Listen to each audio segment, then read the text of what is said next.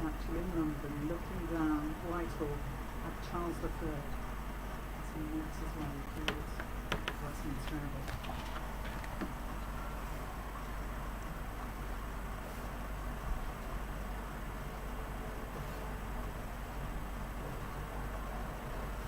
And behind Trafalgar Square, we caught a glimpse of the National Gallery, and interestingly became the first royal patron of the National Gallery. He's very keen on art, very keen on the arts generally. Loves theatre, and he's going past one of the famous theatres at the moment. If you look to the left of your picture,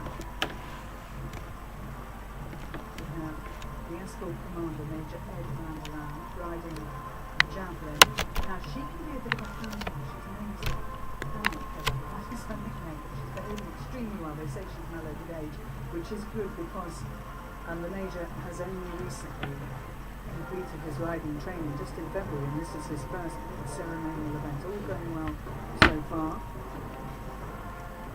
And to the right, the field officer of the escort, Lieutenant Colonel Tom Armitage, who is commanding officer of the Household Cavalry Mounted Regiment. You see the Sovereign Standard just behind the Diamond Jubilee State Coach.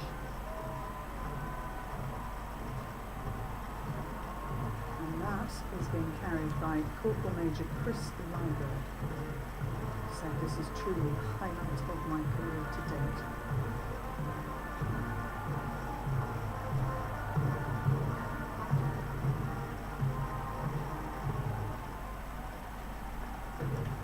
We'll leave the procession momentarily and head back to Hugh in Westminster.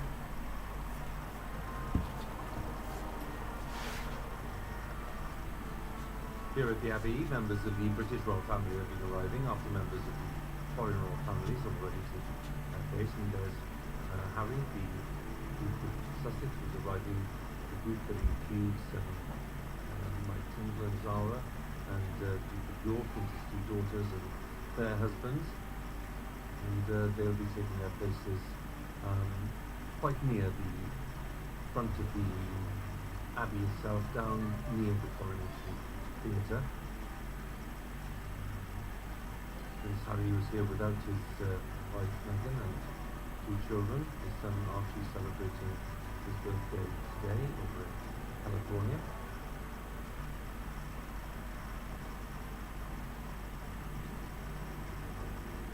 Rare public appearance of the Duke of York, and who's arrived here today with his two daughters and their husbands, and they're being followed in by the Princess Royal and Sir Timothy Lawrence. Princess Royal, who will be part of the procession returning.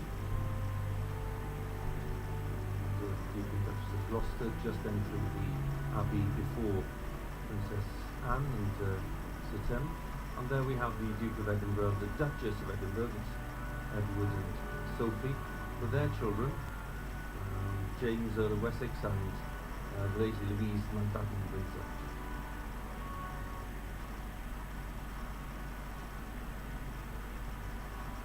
Edward, who has taken on lots of responsibilities of his late father, not least with the Duke of Edinburgh scheme.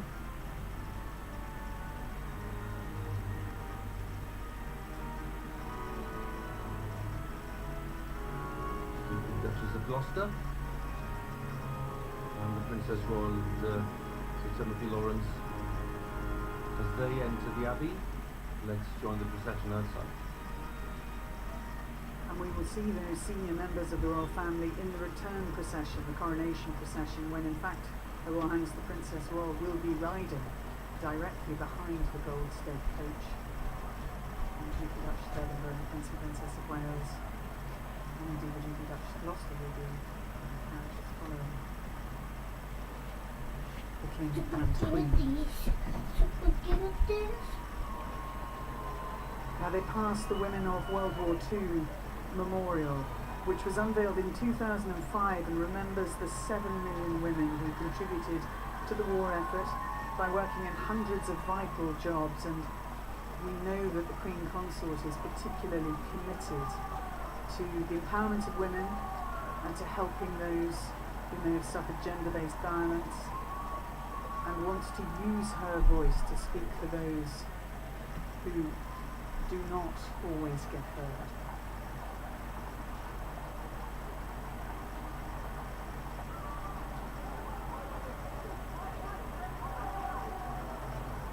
And the coach is about to pass the cenotaph,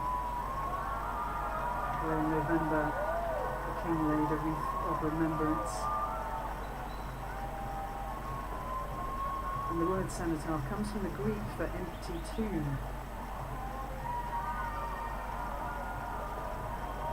And the monument as we see it now was unveiled by King George V, the great-grandfather of the King, on Armistice Day in 1920.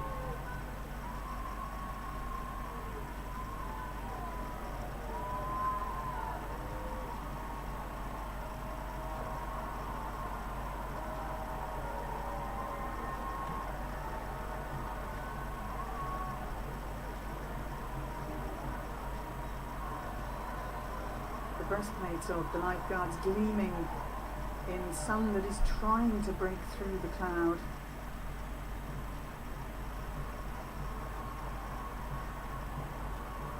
But it is a typical spring day in Great Britain, slightly damp, but cool and full of joy and excitement and anticipation and energy.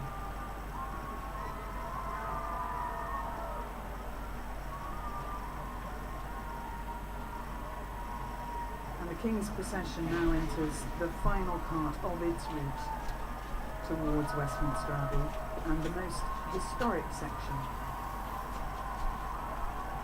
So with that, we will rejoin the others.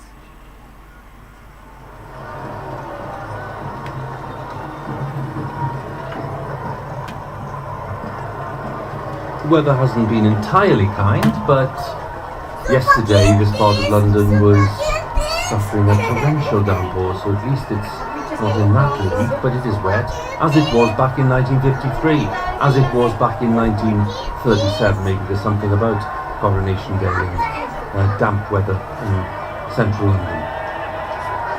But the King and Queen have made that very familiar journey along the processional route from Buckingham Palace along the Mall and to Trafalgar Square, and now making their way in the relative comfort of this modern coach down towards Parliament Square itself.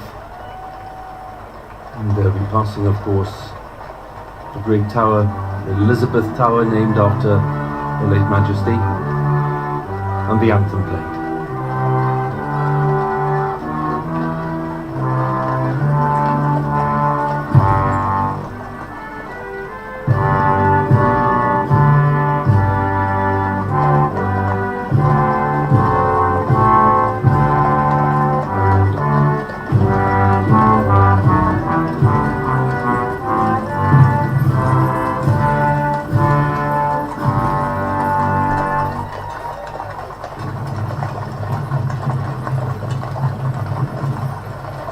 Past the Palace of Westminster,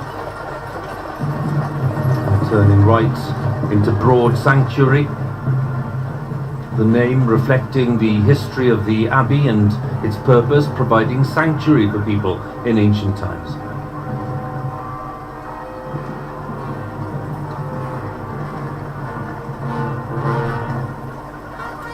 Palace of Westminster, the scene of so many state openings of Parliament for Her Majesty Queen Elizabeth II. The King stood in for Her late Majesty on the last occasion because she was too unwell to attend, and read the speech on her behalf.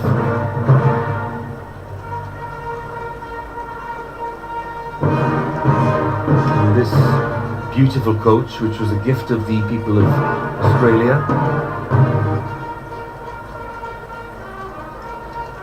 making its way down towards the great west door of Westminster Abbey, where the canopy has been set out to keep them dry while they get ready for that grand procession, a procession on a scale that we've not seen since 1953, including the orders of chivalry, knighthood, Thistle and the Garter and the Order of Merit and Companions of Honour. It'll be a great ceremonial pageant, and it'll illustrate some of the great elements of heritage in these islands.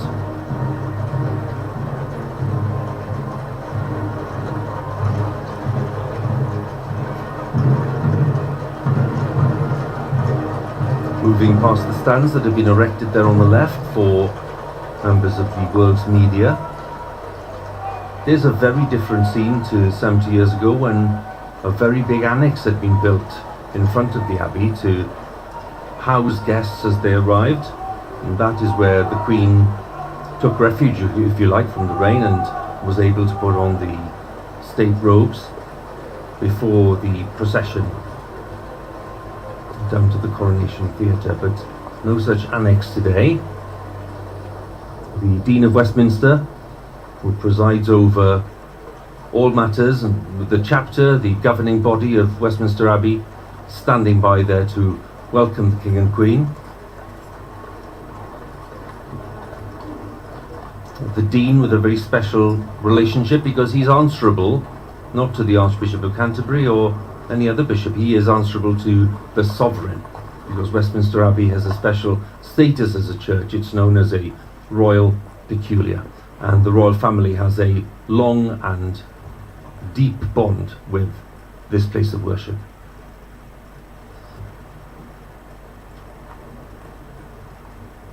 When the King and Queen alight, we will be able to say something about what they're wearing, because we're told by the palace that His Majesty is wearing the robe of state and a crimson coronation tunic and a cream silk overshirt with royal naval trousers. Now, you may think that that is the usual order of affairs, but it is not. It is the monarch's choice. And George VI, for example, was determined most of the time to be wearing his naval uniform. Charles today has decided to be in the robe of state, and we can see that full formality is being observed among the royal family and those who've arrived, certainly those senior working royals. We're still expecting the Prince and Princess of Wales and 2 of their children to join the congregation. They're on their way, we're told. Their elder son, Prince George, will be helping the King and Queen, because Prince George, who's 9, is actually one of the pages of honour today.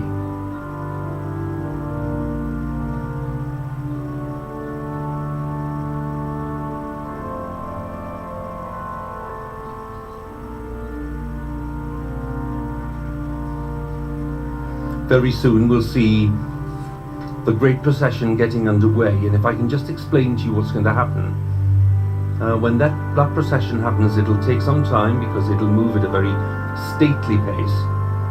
It involves dozens and dozens of individuals, all performing certain roles, some of them carrying items of regalia, such as spurs or bracelets or rings or scepters and rods, which will be presented to the King and Queen later on in the coronation ceremony. So that procession is important in terms of a statement of power and status, but it is of course also important in terms of presenting items of regalia for use in the coronation ceremony itself. It serves a specific purpose.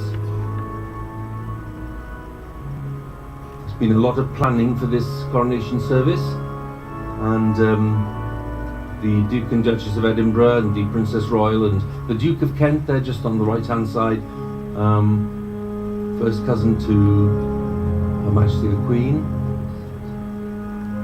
and Princess Alexandra just sitting behind the Duke of Kent, and there we can see the Duke of Sussex as well, just in the row behind. They all know what's gone into this ceremony today because it's been in the making for decades.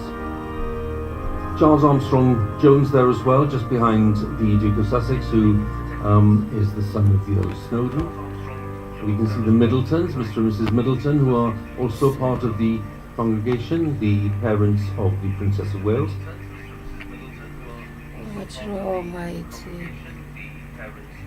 And there, just in the middle of that row, the man with the closely cropped beard, Paddy Harbison, who used to work very closely with the King and with